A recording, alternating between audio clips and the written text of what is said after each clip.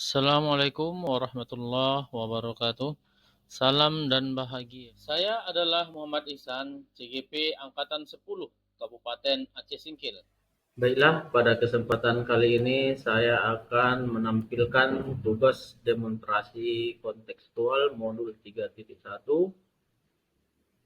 yang mana hasil tugas ini berupa rekaman audio wawancara dengan pimpinan atau kepala sekolah tentang praktik pengambilan keputusan selama ini di sekolah. Di slide pertama adalah wawancara dengan kepala sekolah SMP Muhammadiyah Gunung Meriah, yaitu Pak Yunan SPD. Kemudian di slide yang kedua itu adalah wawancara dengan pimpinan ataupun kepala sekolah SD Muhammadiyah Gunung Lagan, yaitu Bapak Muhammad Abdul SPD. Selamat menyaksikan. Assalamualaikum warahmatullahi wabarakatuh, Pak. Waalaikumsalam warahmatullahi wabarakatuh. Selamat pagi, Pak. Selamat pagi. Bagaimana kabarnya, Pak? Alhamdulillah sehat walafiat. Pada kesempatan ini, Pak, izinkan saya dulu mengambil kesibukan Bapak. Mohon izin, Pak. Pada kegiatan ini saya ingin mewawancarai Bapak tentang pengambilan keputusan yang terdapat dalamnya dilema etika, yang merupakan ini adalah bagian dari tugas CGP kami, Pak. Jadi mohon waktunya, Pak, ya. Oke, baik. Jadi, Pak, selama ini bagaimana Bapak dapat mengidentifikasi kasus-kasus yang merupakan dilema etika, Pak, atau bujukan moral gitu dalam pengambilan keputusan yang biasa telah Bapak laksanakan? Ya, baik. Tentu dalam keputusan satu kasus-kasus atau melihat beberapa hal yang perlu kita diperhatikan, kasus apakah itu kasus besar atau kasus kecil. Tentu kalau kasus besar cara penanganannya tidak sama dengan kasus menengah dan kasus yang kecil, hanya tergantung daripada kasus itu sendiri, sehingga nanti akan kita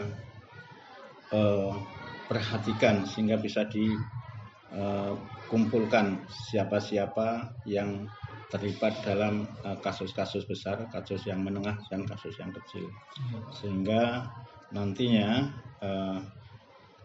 kenali siapa saja yang terlibat dalam situasi tersebut, pertimbangkan kepentingan, hak dan kewajiban masing-masing pihak. Kemudian dalam beberapa kasus berkonsultasi dengan ahli etika, mentor atau kelompok. Edukasi etika dapat membantu dalam memahami dilema lebih dalam dan mendapatkan perspektif tambahan.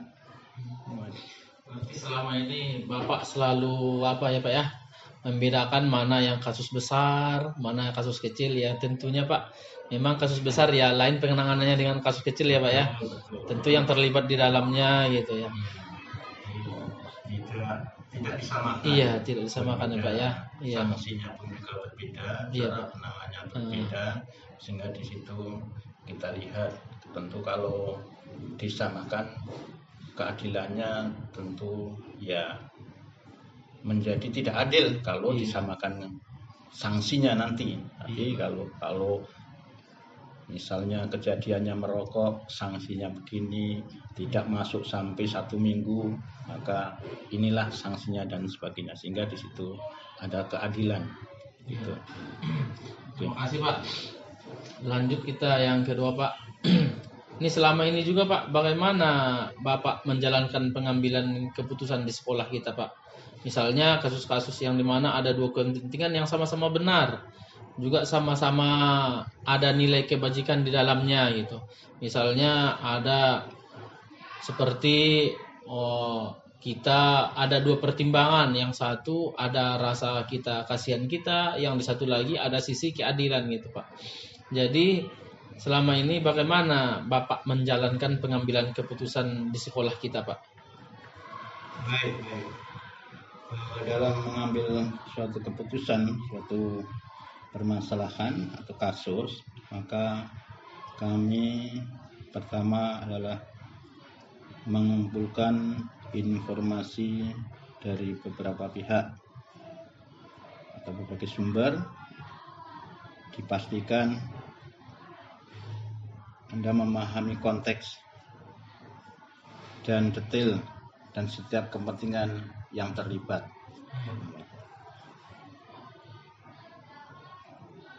Kemudian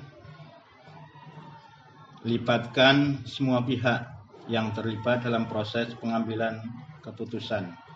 Diskusikan masalah tersebut secara terbuka dan dengarkan pandangan serta argumen di setiap pihak. Iya Pak ya. Berarti dalam pengambilan keputusan ini berarti Bapak selalu mengutamakan demokrasi lah berarti Pak ya. Kemudian cari sumber yang relevan untuk mengambil keputusan itu nanti biar tidak terjadi tumpang tindih ya Pak ya. Tidak semudah itu saja kami mengambil keputusan sendiri. Kami panggil beberapa pihak, ada di situ guru, ada itu kesiswaan dan guru yang lain untuk membantu memberikan informasi dan mengatasi supaya di situ ada keadilan, sehingga nanti tidak ada hal-hal yang dianggap ketimpangan di dalam menangani anak tersebut gitu. Ya, Pak. Terima kasih jawabannya Pak. Kemudian Pak, biasanya dalam pengambilan keputusan itu langkah-langkah atau prosedur seperti apa yang biasa Bapak laksanakan selama ini Pak? Langkah-langkahnya gitu Pak. Pertama, dalam mengatasi suatu masalah tentu tidak lepas yaitu mengelompokkan atau mengidentifikasi suatu masalah itu sendiri. Iya, Pak. Dengan mengumpulkan informasi tentang masalah atau situasi yang membutuhkan itu sendiri. Menentukan apa yang ingin dicapai dengan keputusan tersebut. Kedua, menganalisis masalah. Jadi dianalisa masalah bagaimana untuk mempertimbangkan nilai-nilai etika yang relevan dan prinsip-prinsip yang dianut oleh sekolah. Kemudian juga mengembangkan alternatif, yaitu mengembangkan berbagai alternatif atau opsi keputusan yang mungkin diambil dan mempertimbangkan keuntungan dan kerugian dari setiap alternatif itu. Kemudian yang berikutnya yang keempat yaitu melibatkan pihak terkait. Kita libatkan semuanya itu guru, staf, orang tua dan yang lain. Itu. Berarti dalam langkah-langkah ini berarti Bapak selalu ada dulu, dikelompokkan dulu masalahnya seperti apa gitu Pak ya. Baru dianalisis, kemudian nanti ajak diskusi rekan-rekan guru, pihak-pihak terkait gitu Pak ya. Baru nanti dikembangkan kemungkinan apa-apa alternatifnya gitu Pak ya. Iya Pak, iya Pak. Jadi Pak, hal-hal apa saja yang selama ini yang dari proses yang tadi itu, hal-hal apa saja selama ini yang Bapak anggap efektif dalam pengambilan keputusan pada kasus-kasus dilema etika, Pak? Itu yang pertama Yang pertama adalah menilai keputusan berdasarkan dampak positif dan negatifnya terhadap sebanyak mungkin orang itu sendiri. Kemudian yang kedua, menghitung keuntungan dan kerugian untuk menentukan tindakan yang menghasilkan manfaat tersebut, ya, terbesarnya itu. Ya. Jadi selama ini Pak, yang efektif itu menurut Bapak berarti keputusan itu harus dipertimbangkan apa nanti dampaknya gitu Pak ya. Bagaimana dampak positifnya, bagaimana dampak negatifnya gitu. Dan bagaimana juga nanti apa untung ruginya gitu, apa manfaatnya gitu Pak ya. Sehingga si anak tadi tidak menjadi anak yang betul-betul korban. Iya. Berarti Bapak mempertimbangkan bagaimana jangka pendeknya dan jangka panjangnya gitu Pak ya. Ya Pak, luar biasa Pak. Kemudian Pak, hal apa saja yang selama ini yang menjadi tantangan Pak?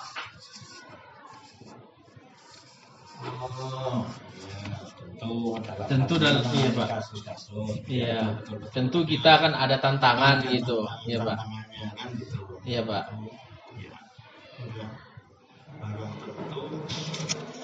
Setiap keputusan yang kita ambil itu ada tantangannya gitu Pak ya.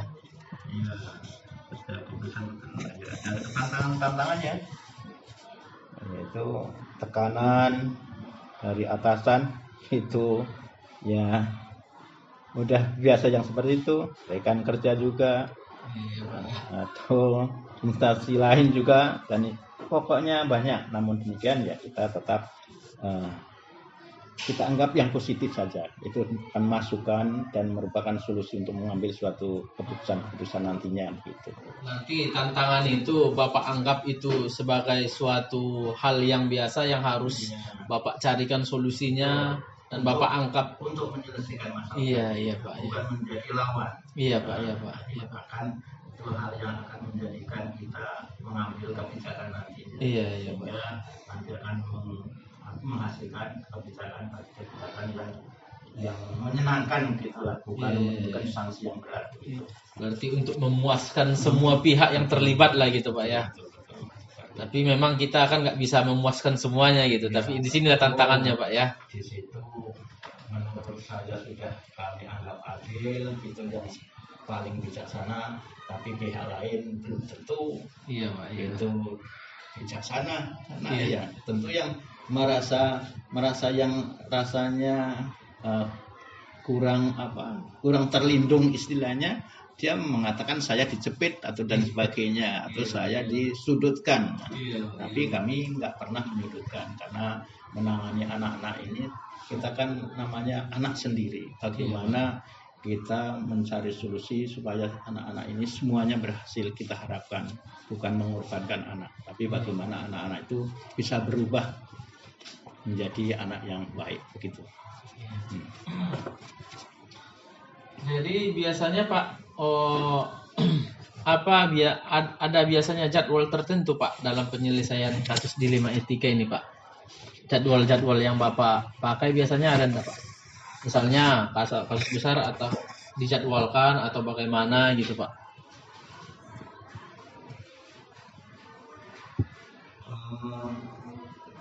Jadwalnya ya tentu ada kita atur, kita dijadwalkan. Tentu ada satu permasalahan, kita jadwalkan semuanya waktu-waktu untuk menangani anak-anak tersebut. Tapi tidak kalau tidak dijadwalkan gimana akan nanti menghasilkan yang terbaik kan gitu. Harus ada jadwalnya, sehingga supaya di situ ada. Kalau itu mungkin masalahnya masalah besar ya Pak ya. Ya Pak. Banyak yang perlu kita libatkan masalahnya gitu. Karena permasalahan besar tadi.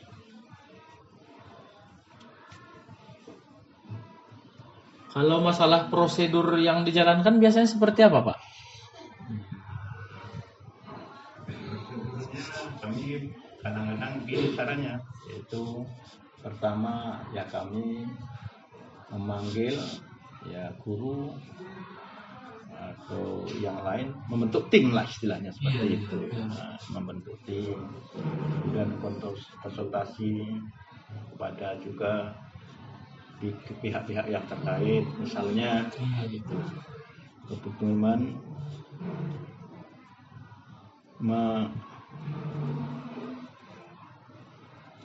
sosialisasi dan komunikasi. Itu kita ambil yang seperti itu.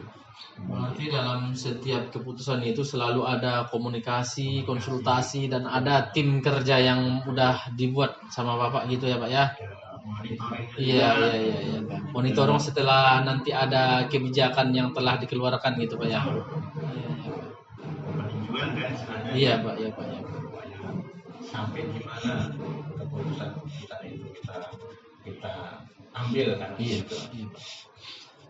Jadi seterusnya Pak, biasanya Pak dalam pengambilan keputusan Bapak ini ada enggak seseorang atau faktor-faktor selama ini yang mempermudah Pak atau yang membantu Bapak dalam mengambil keputusan itu?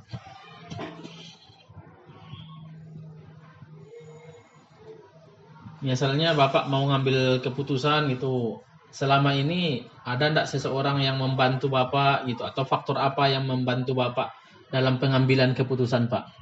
Pertama ada mentor atau senior ya. Iya. Kemudian tim, kolega misalnya, nah itu juga termasuk kami ambil seperti itu. Kemudian pihak yang terlibat, itu stakeholder ya, stakeholder itu. Dan faktor-faktor yang membantu dalam pengambilan keputusan itu pertama kode etik dan kebijakan, kemudian nilai kebijakan juga termasuk, juga konsultasi dengan pihak ketiga. Nah, kita lakukan juga yang seperti itu, kemudian pelatihan dan pendidikan etika, dan juga waktu untuk refleksi juga termasuk itu kami lakukan.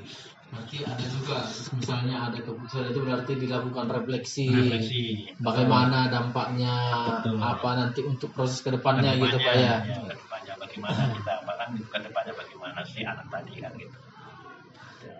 Jadi baik Pak, jadi dari semua hal yang telah Bapak sampaikan tadi, apa pembelajaran yang bisa kita petik Pak dari pengalaman yang telah Bapak ambil ini Pak?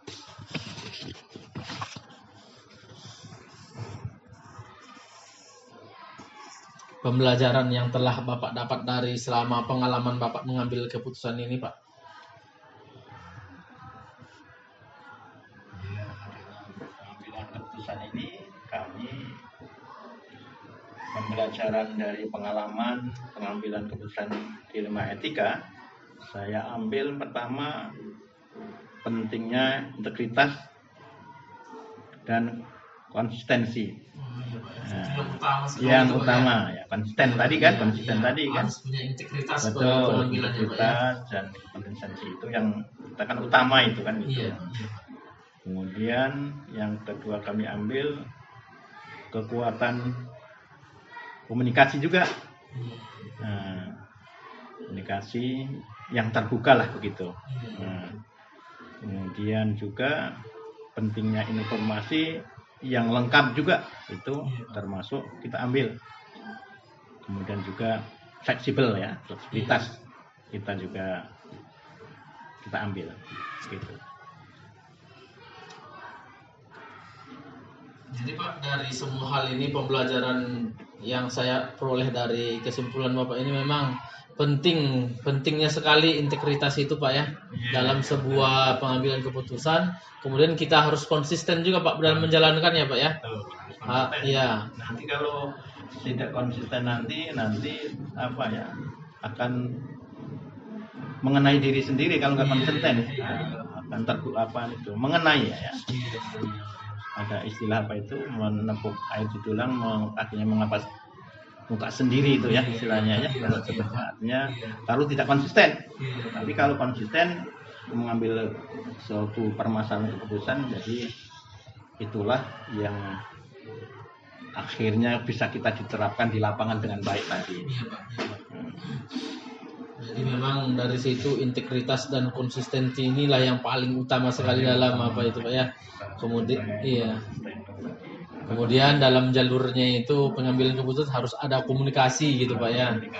Iya Pak ya. Tidak putus dari komunikasi, terus kita perhatikan gitu supaya memang ya kita harapkan perubahan-perubahan menjadi yang lebih baik ke depannya itu. Iya Pak. Terima kasih Pak. Oh, udah masuk tahap akhir wawancara kita ini. Terima kasih sekali Pak atas waktu yang telah Bapak berikan untuk memenuhi wawancara saya yang merupakan bagian dari tugas CGP saya ini. Pengalaman-pengalaman yang telah Bapak berikan ini sangat luar biasa. Mudah-mudahan nanti ini bermanfaat bagi saya nanti untuk kedepannya dalam menjalankan pembelajaran di kelas, berdiskusi nanti sama rekan-rekan kerja Pak. Terima kasih Pak sekali lagi atas kesempatan dan waktu yang telah Bapak luangkan. Saya akhiri Pak. Wassalamualaikum warahmatullahi wabarakatuh. Baik sekali. Kedepannya Bapak sendiri akan mengalami ini nggak lepas nanti di lapangan akan seperti ini kejadiannya, tidak lepas.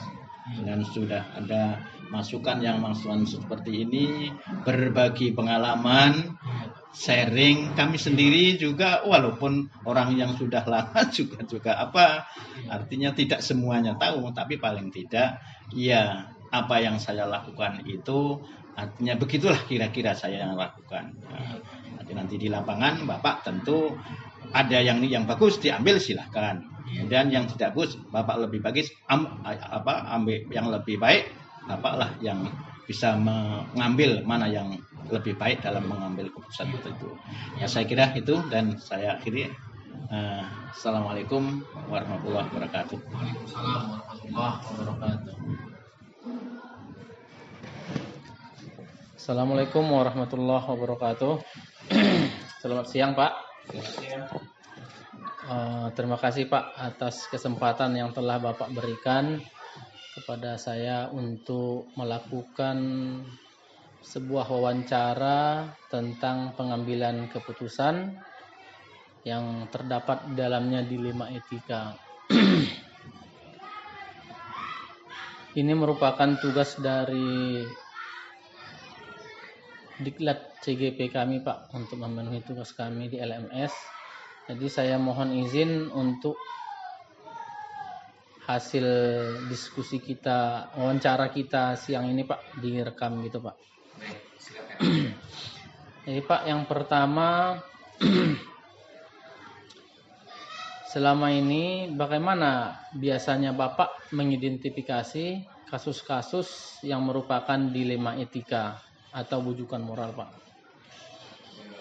Menyangkut dengan masalah bagaimana cara yang saya lakukan untuk dapat mengidentifikasi kasus yang merupakan dilema etika atau bujukan moral. Yang pertama tentu saya akan mencoba mengenali dulu siapa saja orang-orang yang kemungkinan terlibat dalam situasi tersebut.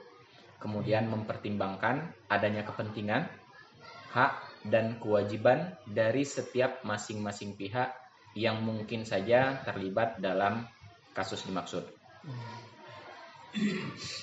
Yang kedua mungkin saya juga akan melakukan evaluasi dan konsekuensi, evaluasi konsekuensi dari tindakan yang mungkin saya ambil.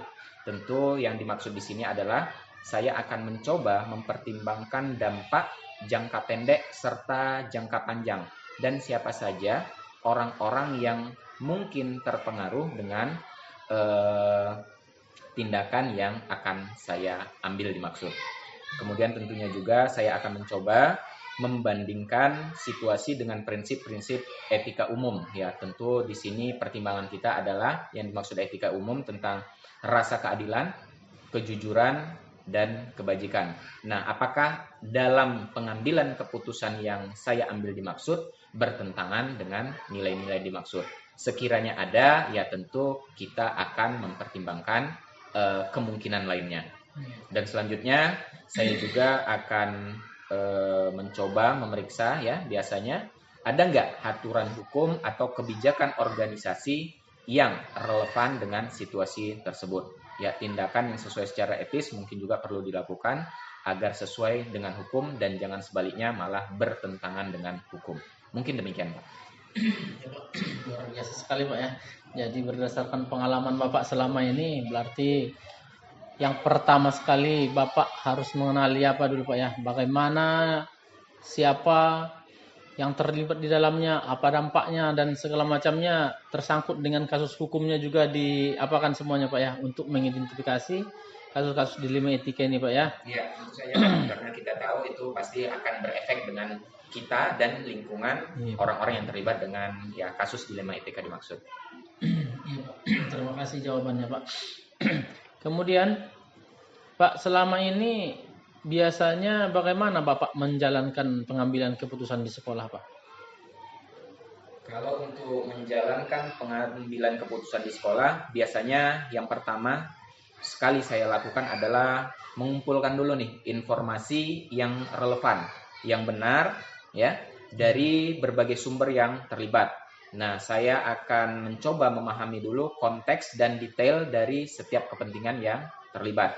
Kemudian ya tentunya kita di sekolah ini terdiri dari banyak pihak ya, artinya ada sebagai pimpinan, kemudian ada lagi teman-teman guru pengajar, kemudian juga ada orang tua, wali murid, siswa dan sebagainya.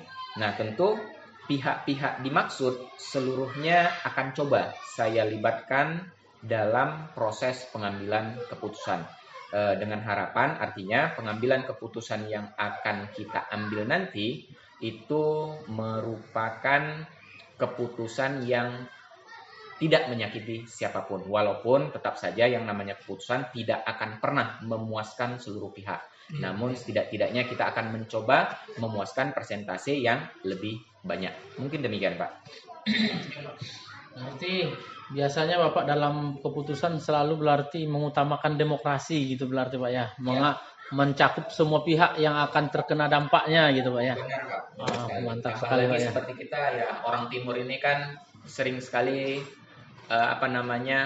menyebutkan bagaimana kita mengambil keputusan, tentu dengan musyawarah mufakat. Nah, itu kan sebuah merupakan energi kita yang orang timur ini, yang notabene Indonesia Raya, Pak. Iya, benar sekali Pak.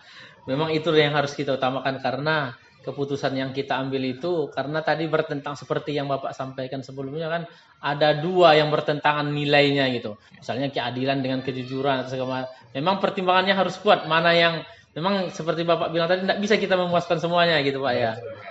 Kita harus mengarahkan mana yang paling baik gitu Pak ya. Terima kasih Pak.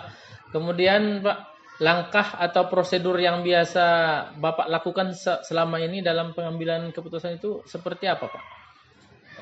Ini saya kira lebih kurang hampir sama ya dengan yang kasus nomor 2 tadi. Tentu untuk langkah atau prosedurnya ya tentu pertama sekali kita lakukan identifikasi masalah lah terlebih dahulu. Artinya kita harus mengetahui apa sebenarnya yang menjadi problem di sana, apa yang menjadi permasalahan di sana. Ya, dasar-dasarnya. Nah, kemudian setelah masalah itu teridentifikasi, setelah kita mengetahui apa sebenarnya menjadi akar dan pokok permasalahan, lalu biasanya langkah berikutnya kita akan coba untuk menganalisis masalah dimaksud. Nah, selanjutnya lagi baru kita mencoba mengembangkan alternatif atau opsi keputusan-keputusan yang mungkin saja bisa kita ambil untuk mempertimbangkan dampak untung ruginya dari setiap alternatif yang ada. Ya, tentu ini juga menjadi pertimbangan setiap orang lah saya kira. Nah, kemudian tetap juga sebelum pun kita mengambil keputusan tadi, langkahnya itu adalah ya melibatkan pihak-pihak yang terkait. Seperti tadi yang juga saya sampaikan adalah melibatkan guru-guru kita, staf-staf kita, tenaga pendidik, orang tua, bahkan siswa sendiri harus kita libatkan dalam sebuah diskusi untuk memecahkan persoalan yang sedang kita hadapi atau persoalan yang sedang terjadi. Nah, kemudian menilai konsekuensi-konsekuensi yang bakal kita terima, baik konsekuensi itu dalam jangka pendek menengah maupun dalam jangka panjangnya terkait dari setiap opsi keputusan yang kita ambil. Kemudian dari seluruhnya baru mungkin kita bisa memutuskan alternatif keputusan mana yang terbaik, maka itulah kemungkinan yang baru akan kita coba jalankan bersama. Mungkin demikian, Pak. Mantap sekali, Pak. Semua saya dengarkan dari langkah-langkah itu secara runtut semuanya, dari identifikasi sampai pengambilan keputusan itu dilaksanakan dengan banyaknya faktor-faktor yang mempengaruhinya, Pak ya. Selanjutnya, Pak, yang mau kami tanyakan yaitu hal-hal apa saja, Pak, yang selama ini yang Bapak anggap efektif dalam pengambilan keputusan pada kasus dilema etika? Kalau yang dianggap efektif, Pak ya. Iya. Kalau yang efektif selama ini. efektif itu tentunya ya pertama sekali kita menilai dulu, Pak, keputusan berdasarkan dampak positif dan negatifnya terhadap sebanyak mungkin orang. Iya. Nah, kembali lagi seperti yang tadi, Pak. Artinya kita terlibat dengan banyak orang. Ada guru-guru kita, ada pimpinan-pimpinan kita yang lain, ada orang tua, wali murid, siswa, bahkan masyarakat sekitar lingkungan sekolah kita juga mungkin dapat merasakan dampaknya. Nah, tentunya yang pertama sekali adalah kita nilai dulu keputusan kita itu berdasarkan dampak positif dan negatifnya terhadap orang sebanyak mungkin. Kemudian yang kedua tentunya kita akan coba menghitung keuntungan dan kerugian untuk menentukan tindakan mana yang akan kita ambil yang kemudian dari tindakan tersebut kita mengharapkan hasil atau manfaat yang paling besar. Kemudian ya tak lupa, Pak, kita ini kembali saya sebutkan adalah orang Timur yang notabene kita selalu mengedepankan etika dan moral, maka tentunya kita harus mengikuti prinsip-prinsip moral atau yang sering juga disebut mungkin ya norma-norma hukumkah, norma budaya, norma etika, dan norma-norma yang berlaku di sekitaran lingkungan kita atau lingkungan sekolah kita ini. Kemudian ya bertindaknya ya sesuai pula dengan kewajiban moral dan hak-hak yang harus kita hormati. Mungkin demikian, Pak. Lengkap sekali, Pak ya. Luar biasa, Pak. Jawabannya berarti yang dianggap efektif itu mulai dari dinilai dampaknya, gimana positifnya setelah mengambil keputusan, apa dampak positifnya, apa dampak negatifnya, bagaimana ke depannya, bagaimana nanti kita harus mempertimbangkan seperti yang Bapak bilang, kita orang Timur, etika dan moral itu yang harus kita utamakan. Yang pertama tadi musyawarah ya, Pak ya. Ini adalah ilmu baru sama kami, Pak. Arti kita harus mengedepankan nilai-nilai dan budaya Timur yang selama ini ada dalam kebiasaan kita, Pak ya. Benar sekali, Pak. Jadi jangan hanya budaya Timur yang kita angkat sebagai slogan, hanya tinggal slogan, tapi bagaimana kemudian slogan itu menjadi apa namanya ya, kita aplikasikan sebuah penerapan, Pak. Benar sekali. Jadi intinya prinsip kejujuran, keberanian dan keadilan benar-benar harus kita lakukan. Berarti kan setiap biasanya keputusan itu pasti ada sebuah tantangan gitu, ada pro dan kontra gitu. Jadi selama ini, Pak, dalam pengambilan keputusan yang telah Bapak ambil, biasanya tantangannya seperti apa, Pak? Kalau berbicara mengenai tantangan dalam pengambilan keputusan ini, Pak, wah saya kira cukup banyak lah, Pak. Dan nggak mungkin semuanya akan bisa tersampaikan di sini. Tapi paling tidaknya secara umum gambarannya yang bisa saya sampaikan pertama kali yang menjadi tantangan itu adalah tekanan, Pak. Ya, tekanan ini bisa jadi asalnya dari atasan kita. Walaupun kita sebagai pimpinan di satu lembaga sekolah, tetapi di atas kita tentu ada pimpinan-pimpinan lain. Sering sekali, Pak, keputusan yang kita ambil ini juga itu tadi ada sedikit tekanan dari atasan kita. Yang kemudian rekan kerja kita, Pak. Namanya saja sudah rekan. Tentu mereka sebagai rekan juga mengharapkan keputusan yang terbaik, tetapi lain orang tentu lain harapan. Sekiranya ada 10 orang dengan 100 orang, apakah mungkin kita akan memenuhi keinginan secara keseluruhan dari mereka-mereka itu? Tentu tidak, Pak. Nah, di sini pun tentu ada sedikit tekanan, Pak, dari rekan-rekan kerja kita. Atau kalaupun kita ya di institusi, ya terus terang sekolah kita ini adalah lembaga swasta, maka yayasan pun berperan di sini, Pak, dan yayasan pun pada dasarnya juga akan memberikan ya katakanlah sedikit tekanan, Pak, menginginkan tentu kebijakan-kebijakan mereka dapat dijalankan. Nah, kemudian ya tantangan berikutnya saya kira bias kognitif lah Pak, ya, dari emosional kita. Terkadang kita ya sebelumnya ketika belum menemukan masalah ya masih bisa senyum, masih bisa berbicara, masih bisa berpikir secara wajar katakanlah dulu seperti itu. Tapi ketika kita mendapatkan permasalahan, kemudian setelah kita memutuskan sebuah permasalahan, mengambil langkah-langkah untuk tindak lanjut, ternyata ada tekanan tadi. Nah, ini akan mempengaruhi emosional kita, Pak. Yang sebelumnya katakanlah kita mungkin saja sebagai seorang periang, begitu adanya tekanan ini, kita bisa jadi seorang yang kurang lebih agak sedikit emosional, Pak. Bisa jadi marah-marah, bisa jadi ya senyum yang biasa terukir di bibir, agak hilang sementara, dan seterusnya, Pak, mungkin saya kira. Nah, kemudian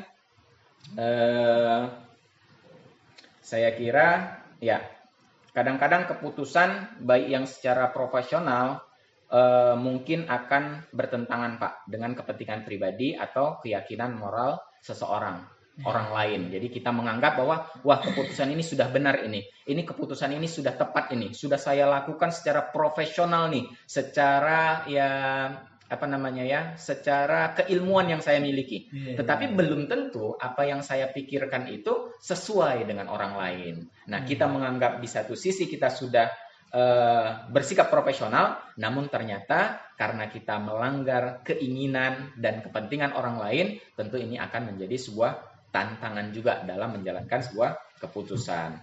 Kemudian, ya, kekhawatiran juga akan muncul Pak di sana. Ya, kekhawatiran dan kekhawatiran ini saya rasa juga beragam Pak, ya, bentuk dan jenisnya. Intinya pokoknya setelah mengambil keputusan memang ada rasa deg-degan, ada rasa was-was, siapa kemudian yang akan bertanggung jawab, wah jangan-jangan semua akan menyerang saya dan seterusnya dan seterusnya. Saya kira inilah Pak beberapa tantangan-tantangan besar yang sering sekali kita hadapi dalam setiap pengambilan keputusan sewaktu menghadapi kasus-kasus di Lema Etika ini, Pak. Mungkin demikian, Pak. Penjelasan sangat luar biasa, Pak. Ini pengalaman Bapak ini sangat bermanfaat bagi kami-kami yang pemula ini, Pak. Mudah-mudahan nanti ke depan kami dapat menerapkan pengalaman-pengalaman Bapak ini. Yang mana sebenarnya memang tekanan dari atasan ini memang luar biasa juga, Pak. Berarti ya, Pak ya. Sampai-sampai emosi kita juga bisa berubah gitu, gitu lah. Apalagi yang rekan kerja pun kita takut juga nanti enggak bisa seperti yang Bapak sampaikan sebelumnya. Kita enggak bakalan bisa memuaskan semuanya gitu. Betul, Pak. Karena mungkin itu, Pak, memuaskan semua pihak, Pak. Luar biasa, Pak. Mudah-mudahan bermanfaat nanti bagi saya ke depannya ini, Pak, dalam proses pembelajaran saya ini. Selanjutnya, Pak, pertanyaan berikutnya.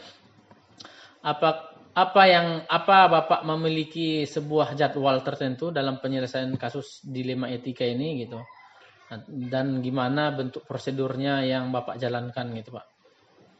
Kalau dikatakan apakah saya memiliki jadwal tertentu dalam penyelesaian kasus dilema etika, pada dasarnya tidak ada jadwal yang tertentu, Pak. Tidak ada yang jadwal yang dilakukan secara ya begitulah ya, secara detail ya per bulan. Tetapi tentunya ketika kita menghadapi kasus dilema etika ini, kita ya seperti yang pembahasan kita di awal, kita akan melakukan beberapa prosedur untuk menyelesaikannya, Pak. Nah, tapi kemudian jika bertanya Bapak mungkin dilanjutkan dengan prosedur apa yang dijalankan, itu mungkin bisa saya sampaikan bahwa untuk menjalankan prosedur di dalam menghadapi problem dilema etika ini, saya biasanya melakukan pembuatan tim, dan tim ini tentunya kita SK-kan, dan ini juga sejalan Pak dengan apa yang diharapkan oleh pihak-pihak pimpinan kita yang berada di atas, dalam hal ini mungkin dinas, Pak. Nah, jadi itu kita sudah membuat tim. Kemudian prosedur selanjutnya ya tentu kita konsultasi lah Pak dengan pihak-pihak yang terkait. Dalam hal ini juga ya tentu rekan-rekan kerja kita, pimpinan-pimpinan yang berada di atas kita, ya pimpinan yayasan juga karena kita juga sekolah merupakan sekolah swasta, orang tua, wali murid dan seterusnya lah Pak. Nah kemudian kita juga perlu Pak untuk melakukan dokumentasi dari setiap langkah proses pengambilan keputusan, sebagai paling tidaknya ini merupakan bentuk tanggung jawab kita bahwa kita sudah melakukan prosedur dalam menyelesaikan dilema etika. Kemudian tentu kita akan mencoba membangun komunikasi yang baik antara semua pihak-pihak yang terkait. Kita akan mencoba mensosialisasikan setiap aturan ataupun keputusan-keputusan yang telah kita ambil dan kita sepakati bersama. Kemudian ya tentunya tak lupa melakukan peninjauan Pak secara ya kontinu, terus-menerus melakukan monitoring terhadap setiap keputusan yang kita ambil, apakah sudah dijalankan dengan baik atau bagaimana, apakah masih mengalami kendala dan seterusnya. Mungkin demikian Pak. Jadi yang dapat saya simpulkan dari prosedur yang Bapak jalankan, intinya harus ada komunikasi gitu Pak ya. Baik dalam tim ataupun konsultasi gitu. Dokumentasi setiap langkah-langkah prosesnya gitu. Sampai nanti monitoring, berarti komunikasi ini yang lebih utama gitu berarti Pak ya. Harus bagus komunikasi kita dengan tim, konsultasi, pihak terkait gitu ya Pak ya. Betul, Pak. Sampai nanti terakhir harus ada monitoring terhadap keputusan yang telah Bapak ambil tersebut ya Pak ya. Betul. Saya kira dari semua prosedur itu adalah merupakan kunci juga Pak. Komunikasi, monitoring, dan peninjauan. Jangan ketika kita setelah selesai mengambil sebuah keputusan, lalu kita menganggap selesailah sudah. Tidak sampai di situ. Tapi masih ada kelanjutannya dengan melakukan monitoring dan peninjauan. Baik Pak, terima kasih Pak jawabannya. Kemudian Pak, adakah seseorang atau faktor apa yang selama ini mempermudah atau yang membantu Bapak dalam pengambilan keputusan dalam kasus-kasus dilema etika Pak? Kalau terkait dengan apakah ada seseorang atau faktor yang selama ini mempermudah atau membantu, sudah pasti Pak. Jawaban saya sudah pasti ada Pak. Iya, sudah pasti ada Pak. Karena kita ya sebagai kalau dalam bahasa agamanya ya, kita itu kan makhluk yang daif. Artinya yang lemah. Kalau kita lemah, maka jangan sok kuat. Ya begitu Pak ya. Jadi tentunya saya akan sering sekali ya meminta bantuan dari rekan-rekan senior ataupun mentor lah, guru-guru kita yang mungkin sudah terlebih dulu pernah mengalami hal-hal atau kasus-kasus serupa. Kita tentu akan meminta pendapat mereka, meminta pandangan-pandangan mereka dan seterusnya. Nah, kemudian selanjutnya siapa lagi orang yang akan membantu saya? Ya tentu tim saya dalam hal ini ya rekan-rekan kerja tadi Pak, kolega-kolega kita. Nah, ini adalah pihak-pihak yang pasti Pak sangat berperan dalam mensukseskan setiap keputusan atau kebijakan yang kita ambil. Kalau kita mengesampingkan mereka, ya harapan Pak tak akan ada satupun keputusan yang akan mampu kita jalankan. Jadi tim atau kolega ini juga adalah pihak atau orang-orang atau faktor-faktor yang sangat berperan Pak di sana. Kemudian ya tentunya adalah stakeholder atau pihak-pihak yang terlibat, ya tentunya kalau kita di lembaga sekolah tentu stakeholder yang terkait dengan lembaga-lembaga pendidikan kita ini Pak, termasuk dinas pendidikan di dalamnya. Nah, kemudian kalau berbicara mengenai faktor yang membantu dalam pengambilan keputusan, ya tentu kembali saya sampaikan ada nilai-nilai kebajikan yang kita kedepankan di sana, ya. Kemudian ada konsultasi tadi, kemudian mungkin kita mengambil sedikit waktu lah Pak untuk refleksi sedikit ke belakang tentang apa-apa saja yang sudah kita ambil, apa yang sudah kita lakukan, di mana kendala yang sudah pernah kita hadapi, dan tentunya refleksi ini juga akan menjadi sebuah dorongan lah kita dalam menghadapi tantangan-tantangan ke depannya. Mungkin begitu Pak. Berarti kalau masalah seseorang atau faktor-faktornya itu udah lengkap sekali Bapak sampaikan Pak ya. Pasti ada yang harus membantu kita Pak ya. Iya Pak, yang mungkin kita akan berdiri sendiri. Itu pasti, mustahil itu. Iya, itulah tandanya kita ini seperti yang Bapak bilang tadi, manusia itu adalah makhluk yang lemah gitu. Makhluk yang doif gitu. Berarti kita butuh kerjasama dengan orang lain gitu Pak ya. Sangat bahkan bahasanya. Bahasa keren sekarang kolaborasi gitu Pak ya. Iya, benar sekali Pak. Ini udah masuk kita bagian terakhir Pak, masa tentang wawancara kita ini. Jadi dari semua hal yang telah Bapak sampaikan tadi, pembelajaran apa yang dapat kita petik Pak dari pengalaman Bapak yang selama ini mengambil keputusan tentang dilema etika? Kalau mengenai pembelajaran apa yang dipetik dari pengalaman, ya saat mengambil keputusan dalam menghadapi kasus dilema etika ini, pada dasarnya tentu banyak sekali Pak pembelajaran yang bisa kita ambil di sana. Tetapi beberapa di antaranya bisa saya sampaikan adalah dalam setiap pengambilan keputusan dilema etika, di sana ada faktor yang penting sekali Pak, yaitu faktor pentingnya integritas dan konsistensi kita ya dalam pengambilan keputusan.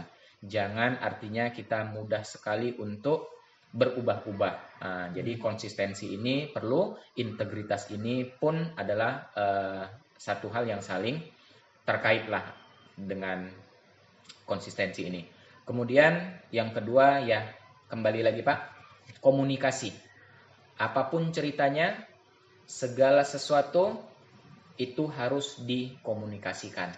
Jangan sampai kita menganggap kita ini mampu saya kerjakan sendiri, ini bakal selesai saya kerjakan sendiri. Namun nyatanya ketika kita tidak membangun sebuah komunikasi yang baik, yang terjadi malah sebaliknya. Yang terjadi adalah miskomunikasi yang kemudian akan malah memunculkan problem-problem yang baru, bukan menuntaskan masalah yang ada atau yang sedang dihadapi. Kemudian pentingnya informasi ya, informasi, data-data yang kita miliki sebelum kita mengambil sebuah kebijakan atau keputusan. Jadi jangan kita berbicara tanpa data, jangan kita berbicara tanpa adanya informasi yang kita kumpulkan terlebih dahulu. Karena ini juga bakal memberikan suatu efek yang sangat fatal saya kira. Kemudian ya tentu harus ada fleksibilitas dan adaptabilitas. Jadi artinya kita harus menjadi orang yang tidak kaku lah Pak, ya tidak kaku, kemudian adaptif. Karena zaman itu berubah, zaman itu berkembang. Tidak mungkin gaya kita dalam memimpin, melakukan pengambilan keputusan itu hanya melakukan seperti gaya yang lama-lama. Atau kalau boleh saya mengutip sebuah ya perkataan lah ya. Siapa itu kalau saya nggak salah, Ali bin Abi Thalib ya, menyatakan, janganlah kamu mengajar anak-anak di zaman sekarang dengan gaya belajarmu yang zaman lalu. Artinya apa? Sudah ketinggalan dan itu tidak akan mempan. Nah, di dalam pengambilan keputusan ini pun saya kira kurang lebih sama Pak. Ya. Harus relevan, fleksibilitas dan adaptif sesuai dengan perkembangan zaman yang kita hadapi, sesuai dengan karakter orang yang juga kita hadapi.